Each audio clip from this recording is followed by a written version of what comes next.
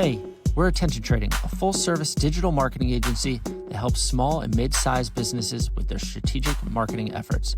From websites, design, social media, and ads, our goal is to create marketing alignment for our clients.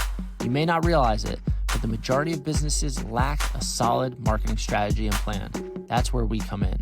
On this show, we talk with business owners, founders, and marketers to uncover the secrets of their success when it comes to starting and scaling a business. This is the Attention Trading Podcast. What's up, everyone? Welcome to the Attention Trading Podcast, where we talk with CEOs, owners, founders, and marketers about how they grow, scale, and operate their business. My name is Max Lowy. I'm here with my co-founder of Attention Trading, Steve Alves. Today, we're really excited to introduce Dr. Stephen Sorr, founder and medical director of Source of Health in Scottsdale, Arizona. Dr. Sorr's holistic approach and eye for detail help clients look and feel their best. With degrees from Arizona State University and Southwest College of Naturopathic Medicine, he combines medical expertise and heartfelt care. He's also a national speaker advisor for Galderma and holds faculty positions with the Aesthetic Next and American Medical Spa Association. Listen up as we explore his innovative methods and wellness and aesthetics. Stephen, welcome to the Attention Trading Podcast. Thank you for such an amazing intro. I appreciate that, Max. I tried just to, one, kick this off. I'm really excited to have you. You're not only my favorite doctor, but you are, I'm going to put it out there, you are my favorite cousin. I'm the favorite cousin. At least today during this 45-minute session, you are my favorite cousin. Oh my goodness. That's going to cause some heat amongst the family members. Yes, only a little bit. I'm number one.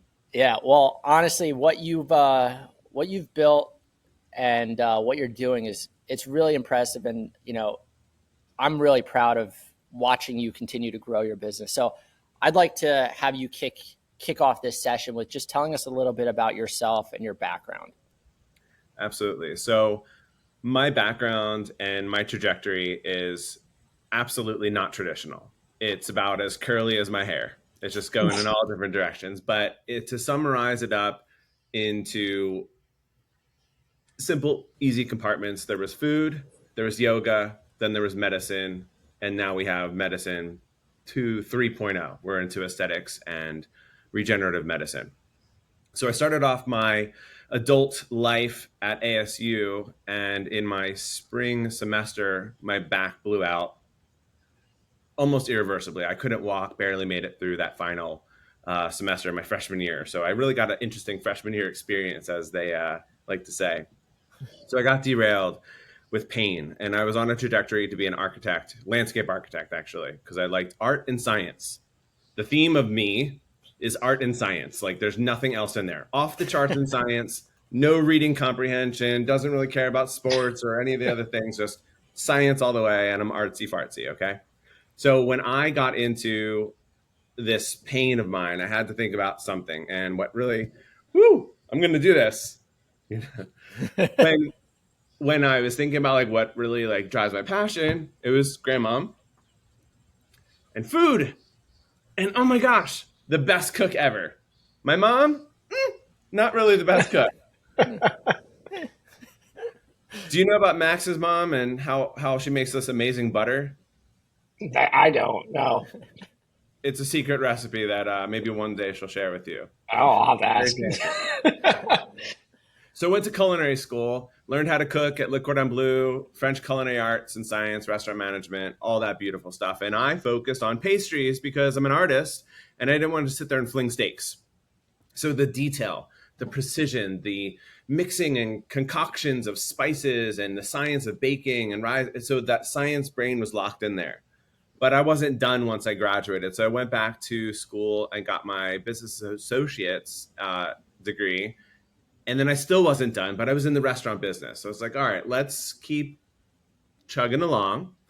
And through my therapy of healing my back, I found yoga.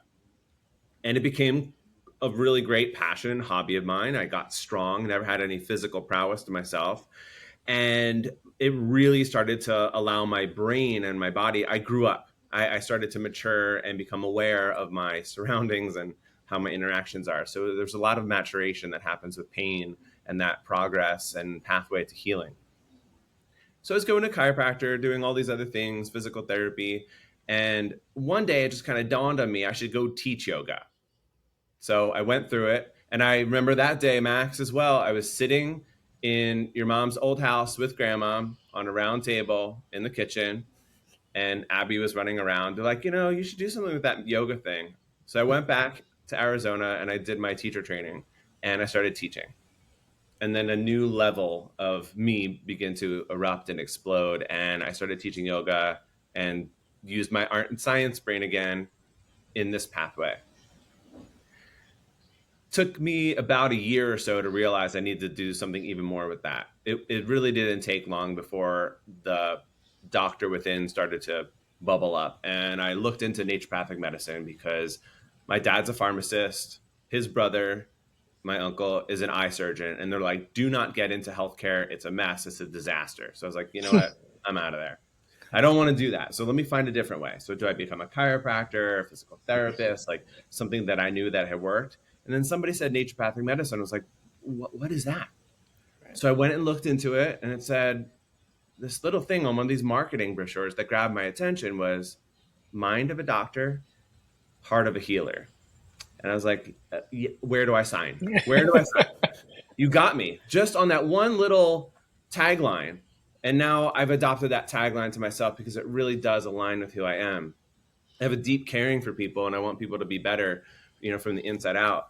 But the scientific brain just has to really be the apex of what I'm doing. I'm always thinking through that scientific lens. So I got into medicine, been in practice now for 10 years.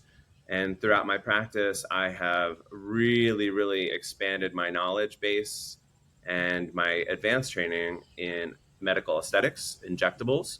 We do lasers, a lot of skincare stuff, but the regenerative and the functional medicine side of our practice is really about optimizing hormones, balance with lifestyle, and being able to ride that balance, that wave between what I need as far as like prescription from pharmacy, what can we do naturally, and what can we do just from within. So there's a balance in medicine between what you're going to take and what you're going to do or have done to you procedure wise. Right. And that's kind of how I ride. So now I'm on the teaching circuit all around the country. I teach at medical conferences all the time, and I love it. It's definitely been a journey, I think. And I think knowing you for, my whole life, I think you're in you're exactly where you're supposed to be. Just watching your personal and professional growth and path.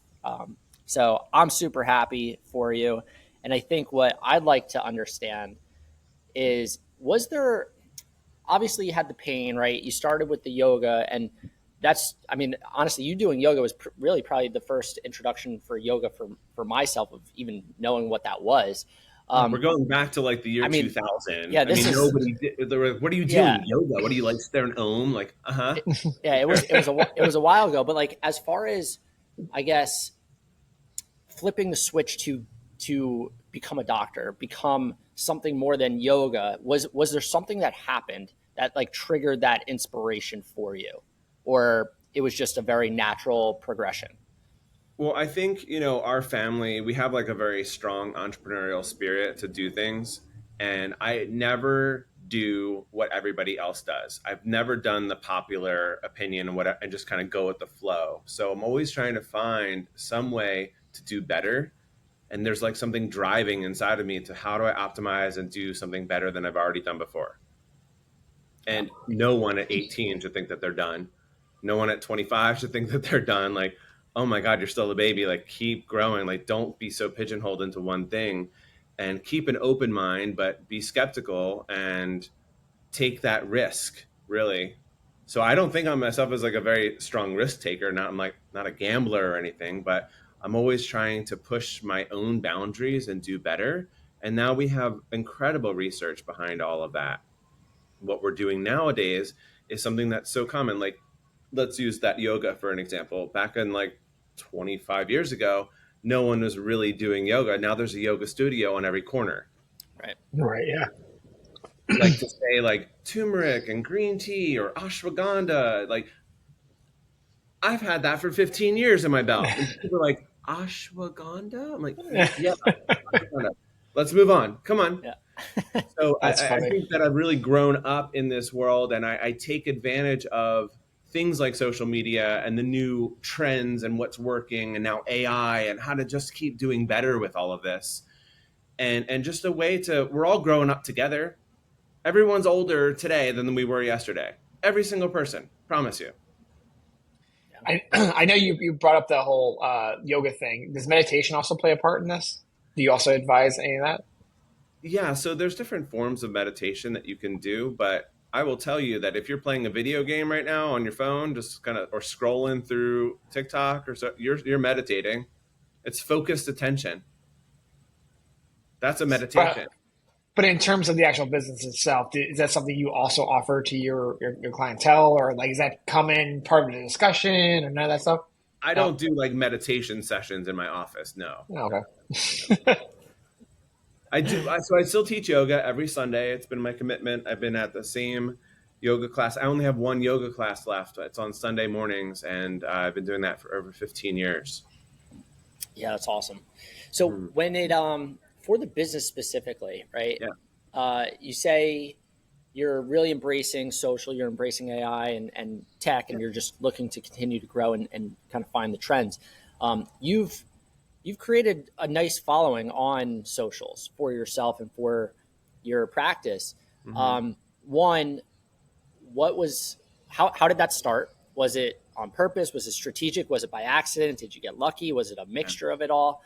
We do a lot of social media strategy and management for our clients, so it's always nice to see someone really leading the industry, but also you are the face of your brand, and you are out there, more than most. So tell me a little bit about how that happened for you. Well, I guess we have to go back to years before the iPhone, when there was just Facebook, nothing else. And I love when memories pop up. I'm like, oh yeah, I wrote that, but it was just like words. There was nothing to it. It was just a Facebook. Like it was almost like how Twitter is now, which is like words. Yeah. But then Instagram, I found while I was in like the tail end of med school, so 2013, 2014, and I was like, what is this new app thing? Like what's that? And like I was in like that my full yoga experience prior to going into med school, right? And then you have all these people doing yoga on Instagram now. I'm like, wow, I'm just a little bit too old. Like I could have been a yoga superstar on Instagram and traveling around the world and doing all that stuff. So it was just timing. Yeah. And I got lucky in some ways. But one thing that I will tell you that I've always done and I listened to a long time ago was a podcast called Entrepreneurs on Fire. And it's the consistency, the persistence that I post every day kind of thing. And I had a schedule. It was my morning cup of coffee, and I wanted to educate the world. I'm not giving medical advice. I'm not like giving up my worth as far as what I charge for, what my medical knowledge, my expertise is, and obviously not procedures over there, but I wanted to be able to teach people. So I do things in my own way, in my own personality. I'm nerdy, but I've always been a teacher like forever. When I was in med school, I was tutoring and I was teaching people biochemistry and helping them understand basic sciences and pathology, because when you teach somebody, you learn it even better yourself. And people like the way that I teach. I don't know if I'm not doing it for myself. Like, I don't want to hear myself talk. Do you remember the first time you heard yourself record yourself and you listen to it, like, what is happening to my voice? We hate it. I mean, most people do hate it. So Most people hate it. Yeah. So I got over that. And actually, one of our assignments in the very end of med school was to make like a video recording yourself of something, and everybody was stomping their feet. They did not want to do this. Why am I having to do this? This is so ridiculous and all that. Thank you. Thank you for doing that. Whoever the teacher was, I forget what the assignment was exactly, but get out of that comfort zone and grow. Like, who knew that was going to be something that was so vital to anyone's business? Because when you have your mouth open, your business is open. If you're quiet, nobody knows you're there. you disappear. You don't have people's attention. Yeah, no, I mean that's it's such good advice. I think we say it all the time. It's about that consistency. Mm-hmm. You know, you have to show up, and when you show up, Yeah. that's the hardest part. So Yeah. it's nice that you kind of saw that. I do have a question because Steve and I we both love to continue kind of our education and learn through books, podcasts, whatnot. And I'm sure you continue your education. But I have a question specifically because you know education through your industry. You are a national speaker. You're an advisor. Like, what is the landscape of education within the wellness aesthetic space look like? Is it evolving, and especially with like the different tech, the AI, the socials, Mm-hmm. like where do you see it going? Well, it's fascinating when you look at the industries and trends in business, if you will. Aesthetics is $1 billion industry. Okay, that's not going anywhere.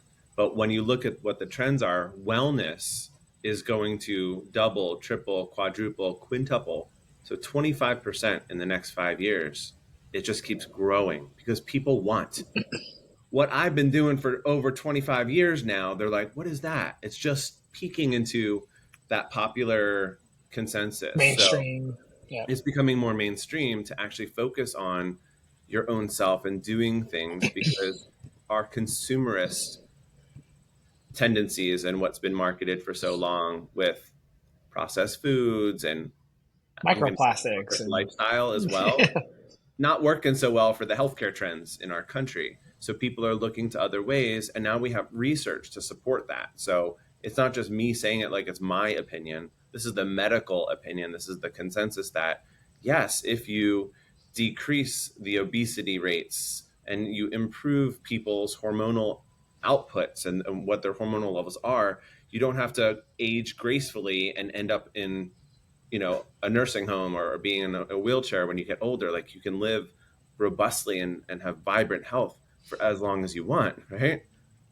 It's Yeah. all within your grasp. It's just so much easier to do it when we're younger because so let me trajectory, you know.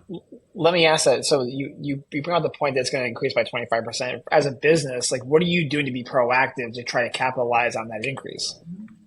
I'm already doing it. This is what I already do. I'm not doing anything different. I'm just doing what I consistently do. What we see in med spas is they're typically nurse and doctor run that are coming from hospitals, or they only do aesthetics, so Botox and fillers and things like that. So they don't know from wellness. They don't know about that. They're not taught that in their training. My background, my doctorate, my curriculum, this is all part of it. This is where it comes from. So it's just, it's acknowledgement. It's that what I've been doing for so long, the validation is there. And it's nice to see. It's a compliment. It's a nod to, I did take advantage of that little whisper inside, and I did take that chance earlier on. So I consider myself an early adopter, but I'm not waiting in line to be the first in the seats. Like, no, you can jump off the cliff on your own. I'm interested. I'm just watching. Right. But so I hesitate a little bit, which I think is a good safety mechanism, Yeah. because Smart. a lot of people will jump on a supplement, right? Oh, I heard this supplement. Da, da, da, da, da. I'm like, yeah, where are the human randomized control trials on that? Well, it's an animal study. I'm like, so it hasn't been evaluated in humans, but you're going to market it. Yeah. That's And consume it. where my sass comes out. Okay, I get a little sassy when somebody is doing something a little shady. Okay, so the education industry, to get back to where you're at and being on the teaching circuit, we're seeing this evolution in just aesthetic medicine. When I started in aesthetics back in 2016, we did not have the plethora of resources via training conferences, private trainings. We do cadaver trainings now. So when someone donates their body to science, we just have the head and it's preserved in a way so we can evaluate the blood vessels to make sure that the injector is doing it safely, because it's very dangerous once you poke through the skin. You're kind of going in blind. And then I started my medical practice procedure wise doing orthopedics. So Max knows I do a lot of joint work. So PRP, where you take your blood and spin that around and then inject that into joints to help it heal. What's wrong with the face? What are you leaving it out? So we got into aesthetics through the regenerative side from orthopedic knowledge. And I picked up using an ultrasound, which I have right behind me in my office, so I can see through the skin to the different layers in our anatomy. And I will also give myself a little credit for playing video games for so long. Growing up, hand-eye coordination is phenomenal. So I'm not using my eyeballs on the person. I'm looking at my instrument and I can see where the tip of that needle is for precision and accuracy. So we get better results, safer results. I'm not like worried, is it going to get to a blood vessel or hit something that I don't want to gross any of your listeners out, but some scary things happen. And I have become the Mr. Fix-It here in the Phoenix Valley in case there's something that happens, which is terrible. I don't want to be like known for that, but well, like, on that point, especially like recently, I feel like I've seen a bunch of your videos, and you are talking about these emergency cases, or you do go on blast and say like, this is why you need to go to a real place and not, and I think there's the education piece, the marketing piece of that specifically for the industry and just for the consumer. Like, that's such a big part of it, and such a responsibility that I think someone like you, someone that has a legitimate business in the space, has to continue that education, because there's so many, one-off guys or gals that are just doing it, right? I mean, like, again, I'm going off your videos, but it just seems like there's so much noise out there that they're not going to the pros.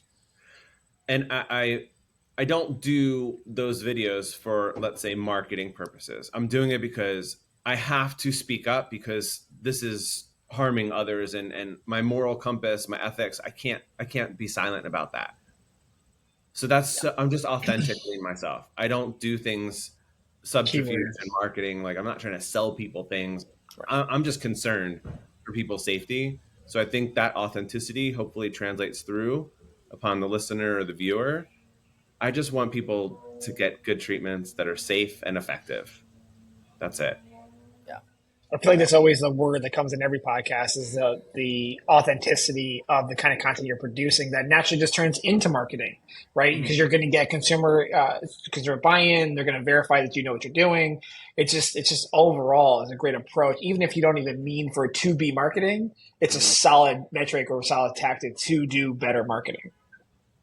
Yeah, I just learned our grandfather, our papi, had what we call the gift of gab. So did our grandma. We're just very talkative, easy, jovial people we can talk to, okay? And no way. No way. You don't say. We're talkative, yeah. Very much an open book. You just have to ask us and we'll just spill it. Yeah. Learning how to filter that and tone it down and speak to who you're speaking to, knowing your audience, if you will, from the marketing side is important. Now, Max knows very well, every Friday I do dad jokes. That has nothing to do with medicine, but I think laughter is the best medicine, in a way. Making sure that people remind themselves that they are human and we are silly and nothing is perfect. And I'm still myself. I'm not just like the stiff person. I have those moments of control where I need things to be in a certain order of operations for control purposes, but I'm also human, and it's okay to laugh and just be yourself. So I wouldn't want to discount or remove my own personality. And that's, again, me being authentic. I think it's so interesting too. Like, your personality and your business. A lot of the times we'll talk to business owners and we'll ask, some advice that they could give. And I think you're a perfect example of, like, you have a passion for this space, but you're just doing you. And I think that's what is shining most. That's what is the sellable piece of it all. Yes, you have a really amazing team at your office and the staff, but at the end of the day, I think your purpose and your passion is coming out in that authenticity of how you speak, when you speak, who you're speaking to.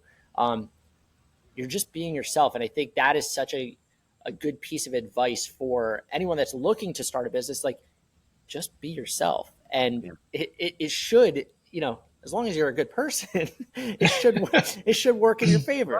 Right. So I will nod to that. When you give somebody $1 million, like what's that person going to do with $1 million? Are they going to blow it and popping bottles and doing all that? Or are they going to do something good with it and invest in themselves? And money is a magnifier. And I've been in practice now for a full 10 years, which is, I can't believe it. Wild. It's been 10 years since I graduated medical school. And it's just yeah. But the transformation that I've had in 10 years, I practice what I preach. And that takes some skill and some commitment as well. You are what you repeatedly do, right? Your habits, your behaviors. You can do the whole Rockefeller stuff, the Carnegie stuff, all those things. But before you do that, please read the E-Myth. Oh my gosh. I listened to the E-Myth, that book, on audio after I'd already been in practice. And I am stomping my feet. I'm like, why did I do it this way? Oh my gosh, I'm going to turn into my father and just be a slave to my business, and I can't leave my business. But if I had done it a different way, I would do things and set things up and organize my structures a little bit different. And I've manipulated and I've changed the way in which I work and I interact with other people in such a lovely way now. I am authentic in myself, Max. And when you are learning how to do something, you are going to parrot and imitate somebody else that you think is doing a great job, right? That you want to be like. Eventually that's going to fade away and you need to find your own voice. You need to become your own person, because you're not learning how to be yourself anymore or what you do. You are that person that does what they do. Your first year in business is not your best year. Please. Right. And you're giving literally a masterclass in just the general things that we try to convey to every client we have. That's why I'm so silent over here. I'm like, he's got it. He's got it down pat. Being authentic, doing what your passion is, doing everything as best you possibly can, and being a human. You're nailing it, man. What I think is hard, Steve, is that if they're coming to you, they have a pain point. They're afraid of failing. They see that I got to do something else. And I don't know what I'm doing here. I need the expert for that advice to help me along the way, because they're not where they need to be, which is why they're seeking aid, which I think you need. You need to learn how to let go and delegate that responsibility, but not abdicate. Have you heard the difference between delegation and abdication? Give it to us. Delegate. You are going to control my marketing for this, that, and the other. These are the KPIs. These are the things that we're going to track and measure along the way to ensure that we're seeing the best results. I'm not like, here's the wand, I'm walking away. You got this. Bye. That's application. Adam, I don't want to look at it. No, I do want to look at it, because at the end of the day, anything that works out well and anything that works out not well, it's all my fault. I can't just be here for the rewards. I also have to be here for all the failures, which nobody really sees the failures. I screw up all the time in things. It's okay. I've learned how to fall down, but I've also learned how to get back up. That's coping skills and resilience. Not everybody has that. No one has grit, especially now, and not to get into politicals or anything like that, but I feel like just in general, everybody's too afraid to fail. I think because social media has kind of painted this picture, everything's perfect, and they want to be perfect, and they're too afraid to take the risk to go against being perfect, that they don't have enough grit to do that. Right. I think that my openness and my honesty, and I show people all the time when things aren't perfect. Yeah, I think there's something to that. A lot of people just try to paint that perfect Instagram tile with this many followers, and it's all branded perfectly and pristine. You're overthinking this too much. Yeah, it's too perfect. It doesn't look real when it's so like every other one. It's I get that it's pretty, but that doesn't mean it's effective. Well, and that's what we always say, the polished look, that commercial look, that ad look. That's not what people want. No one wants to be sold. No one wants to be, sold with an advertisement. So, yes, there's a time and a place to insert that kind of content into your, your strategy. Sure. But for someone like you, I think you're doing it really well, and you're like you just said, like it's not going to be perfect. It's just going to be me. And that vulnerability of it not being perfect is what makes it perfect, Right. because that's what people can resonate with. And so, yeah, definitely. That's why they trust you. Yeah, definitely applaud you for that vulnerability, putting yourself out there, doing the corny dad jokes that aren't really that funny, but you know what I mean? Like it is you. And that's the trust factor that I think people, they want so bad, because that's how you sell. So you're selling without selling, and it's working for you. So I love seeing it. Thanks, man. I can definitely see how the relation is with the dad jokes. I can definitely get that. He's like, "You have kids?" I'm like, "No, I've got 100 plants and I have 2 big dogs. I think that counts enough." Yeah, that counts. Okay. So I have a question as far as challenges that you're facing on like a regular basis. What are some of those that, again, people might not just see because you're not posting them? Sure. From a business perspective, I think everybody should be thinking in the back of their mind how to grow and scale. So my personal brand, me, Dr. Steven Sorr, is excellent. I'm very, very content with that. But the business itself doesn't exist without me. So what kind of business is that? What's the value of the business without me? Just the assets that are in here. Right. My client list, my book, nobody, that's not a thing. Not in healthcare. Somebody comes to see me for years. I'm like, you're going to see this person now. They're like, huh? No, Yeah, right. nobody's touching my face. Absolutely not. Like, you're my dude. So how do you think about like combating that, as far as is it more just, hey, you're bringing on talent, to the team, and then you're introducing them kind of like earlier on in some of those consultations or whatever that might look like? It's the people. It's finding the right person that vibes with you, your coworker, if you will, but also being able to be a cheerleader, be a raving fan of the culture and the philosophy of your business. And if you don't know that, guess what you got to go all the way back to? The vision, the mission, the purpose, all of those right in the very beginning. What is your branding? Right. Like what colors you choose, what's your logo like, who's your mascot, who are your avatars. I'll speak in business terms for you guys. Love it. Because it applies to everything that your listeners are focused on. So I don't think I'm the most successful. I know I'm not the most successful person in whatever the industry is, but guess what? I am so happy doing what I do. It's not about my pace compared to anyone else. It's my pace against myself. If I truly wanted to change hard enough, I'd go all in and get right into whatever that is and slice and dice it. Does that mean that I don't have projects that are on my burner right now? Sure. So there's time that I could work on my business, but a lot of the time I'm working in it. Yeah. And I'm busting my butt here. If you don't see me 24/7. posting, it's because I am I'm swamped. I am swamped. This year, I have not posted every single day. It's just been extremely difficult. But when I do post, it's more efficient. And listen, with posting, especially with TikTok and the way Instagram Reels are, they have to be videos. Right. I used to be able to sit back, just make a flat picture, make it beautiful, and then write some words in silence. No one has to hear me speak, but now we want that. We want the visual component. And some people just aren't ready to do that. And that takes time and editing and to make one post. Can I ask, as far as your marketing efforts or advertising efforts go, where are your clients finding you? Is it via social? Is it local ads? Obviously, you're a local business in the Arizona market. So, like, where are they finding you? I don't do advertising. I've tried it a few times, and every time I do it, I just burn that money up. It doesn't work because of competition or rules and regulations with what the Google updates are going to say you can do, or this, that, and the other. You're kind of trapped by that. So I've never really relied on advertisements. I have a lot of people that come in through word of mouth.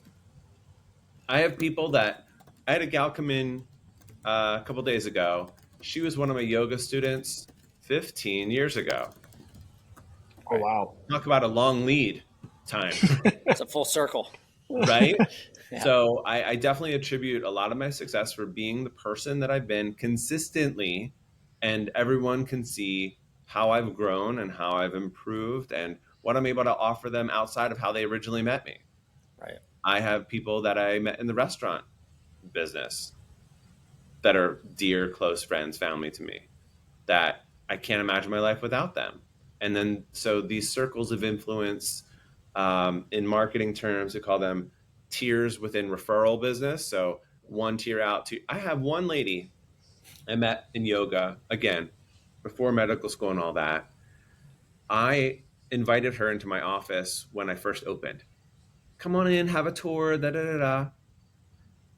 I've had 10 tiers out from that one person. She doesn't even know these people that are coming in because of that one person I met. Right. You just need time and patience. You can't rely on marketing is not an advertising. Advertising, I put 100 in, hopefully I get 200 back. Something like that. Yeah. Marketing, you're just throwing it out there, letting the wind carry it with a wish, hope, and a prayer. So you just have to figure out what sticks. Love And it. what ends up sticking is who you are and what you stand by. So if people don't trust you, bye. There's another one on the next corner. Yeah. So I for feel, me, I feel like you've given us so much information, and it's so killer. I mean, even to go back to what you were saying previously, is that we do these podcasts because I feel like a lot of people have this notion that successful people, to a certain degree, like they just woke up and success was there. Like it's good to be able to hear from people like, listen, this was hard. This took a long time. Yes, you might have saw the glitz and the glam, the fact that my office is really nice and our chairs are comfy and all that kind of stuff. This took a lot of effort, right? So I think I give you kudos because sometimes like the vulnerability people don't give a lot of that kind of stuff. I think you've given a lot of this to us today. Um, thanks, Steve. we like to close with two questions. I think the first one is always about education, which you kind of touched upon, and then I'll follow up with the second one. For you personally, what are you doing on a regular basis to re-educate yourself? Max and I are, well, at least myself, I'm a big reader. I listen to a lot of podcasts, listen to audiobooks. Max does some of the same. Where do you find the majority of your education? Podcast, very, very good. I have a particular podcast I listen to, a doctor, and I'm just in love with his brain and all of the guests that he has on, and the questions, the topics, and the criticism on data and understanding what is working, what is not. I am at conference throughout the year. I'm not just teaching at the conferences, I'm also receiving information as well, networking with other professionals in your industry, talking about things. I don't think that we should have like a trade secret. It's very hard to have a trade secret. What's your special sauce? Right. And everyone's trying to like one up each other. I think that's a bit toxic.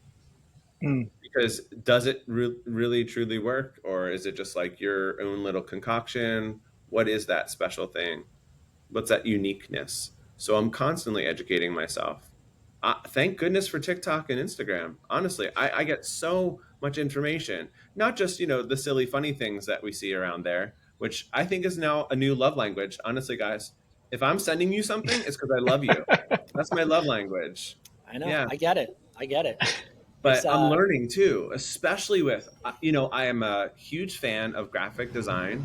I've been using Adobe Illustrator since before even medical school. I was just always playing around with graphic design. That's my art, right? I can use my artistic skills. So that was training all the while back for what I'm doing now with branding consistency and learning how to do new things. Oh my gosh, I didn't even know I could do that on PowerPoint. Thank you. So when I'm up on stage, everyone's like, who made that presentation? I'm like, Doc taught me how to do it. That's awesome. Yeah. So No, there's so much information. It's just like learning like what could work for you and then implementing it and testing it out. love that. Love that. I think socials, especially on TikTok, for me personally, I do a lot of education through there. Typically, I'll start on TikTok. I will go, from TikTok, my journey starts, head over to their Instagram page, back to TikTok, over to their YouTube, where it's like an even longer video. So there's a lot of education that can happen. I think there's education even with some of our clients that, hey, yeah, you have to be where the attention is, and there's a lot of opportunity for you to educate your clients or potential clients there as well. It's not just these, it's just not kids dancing on screen anymore. Like that's not what this is. Yeah. So I'm glad to hear you've really embraced that, and obviously it, you see it, from your content that you're putting out.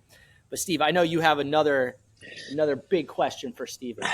Yeah, so this is the one that is personal to me, and I like to end every podcast with this question because throughout my journey, what I've done in 37 years is that I always like to look at other people and see how they've gotten where they've gone, not as a roadmap, but as like little clues, like okay, like it took that kind of thing to get there. So I always think back, like for you, do you think 12-year-old Steven would be doing what today's Steven is doing, and do you think the way you got there would be the way you got there? I want to ask Max that question because he's known me forever. What was I like at 12? What was I like at 12? Do you see me now when I was 12? So, this is an interesting question because, well, one, you're a little bit older than me, right? So when you were 12, I was younger. So a lot of my memories of you is a lot of our home videos, and the one that sticks out the most to me, I don't know if you know what one I'm talking about, is literally we're at my mom's old house and you were literally just chasing me literally around the whole house in these socks and just screaming and making like you're just being so goofy and loving and caring for me, your younger cousin. And so it's interesting that like that question just got posed that way because would I imagine you doing what you're doing? No, I probably wasn't thinking about anything like that. Right. But I can imagine you caring about people. And I think you're doing exactly that. And that's why, like, when I see your content, like, honestly, yeah, you're in Arizona, I'm in New Jersey, or I'm somewhere around the world. Like, I love seeing you out there and putting yourself out there, being super vulnerable, being corny as anything with the dad jokes. Like, it just makes me so happy because I know that you are doing you. And it's just working. Like it's working for your business, which yes, this is a business podcast. So like, I love being able to connect those dots and show people like you are proof, like you do you will or can win in business once you figure out, how to do it right. So that would be my answer there. Thanks, Max. I love that. Yeah. I still do that. I run around with the dogs and we're like all silly and goofy. So to answer your question, Steve, so when I was 12 years old, it was a very formative time. It's right before high school and all that. There was an issue with me in school. They did scholastic testing, like when you're in like 5th grade. And I think that 12 is around like 7th, almost 8th grade. I wanted to be in the advanced classes with all of the other smart people, right? But when they tested me, I had no reading comprehension. So like, well, we can't put you into the advanced classes. I'm like, but did you look at the science? The science score? He's off the charts in science. They're like, we don't know what to do with him. So right. in 8th grade, I finally got put into the advanced science class. Bawled my eyes out. It's like all I ever wanted was science. And I got that. And I feel like there was a little trauma there. And it was very like emotional. And it just was this underlying thing like, Steven needs to do science. That's his thing. It's like find out what people's gifts are, not their weaknesses, and focus and promote that. So education is all about finding out what you're really good at and also what you suck at. And you can work on what you suck at, but in business, guys, hire out for what you suck at. Because they're going to there's someone who does that so much better than you and likes it. Like worth it. That's like A+, 5 out 10 stars, if you will, worth it. Yeah. So do what you are really good at. Find your superpower. It's not your kryptonite, like everybody's got a little ADD or whatever, a little tism, if you will, but use that as your superpower. It's not your kryptonite. You just have to learn how to work with it. Love it. I mean, it makes so much sense. I want to thank you so much for being a guest on our podcast. This was awesome. Obviously, I love talking with you whenever I get the chance. I know you're super busy and fitting us in was great. So we really do appreciate it. where can people find you? So I'm very easily found on TikTok and Instagram. My handle is Dr. Steven Sorr, all one word, all lowercase. Easy to find me there. My website is mysourceofhealth.com. And I'm on the teaching circuit all over. I'm very easy to Google and find. I will tell you that I am interested and I wish I need some help with YouTube. That's my one thing is I don't have YouTube because now I'm making everything in vertical format instead of horizontal, which is like YouTube. So that will be my next project that maybe somebody can help me with someday. Hint, hint, nudge, nudge, cousin. I heard something. Awesome. All right. Well, Steven, thanks so much. Seriously, this was great. It was a straight up masterclass of, being your authentic self and winning in business. So thank you. Everyone listening, until next time, thanks for tuning in, and we will talk to you soon. It's been a pleasure. Thank you so much. Thanks so much for listening. Feel free to reach out to us for all things marketing at attentiontrading.com.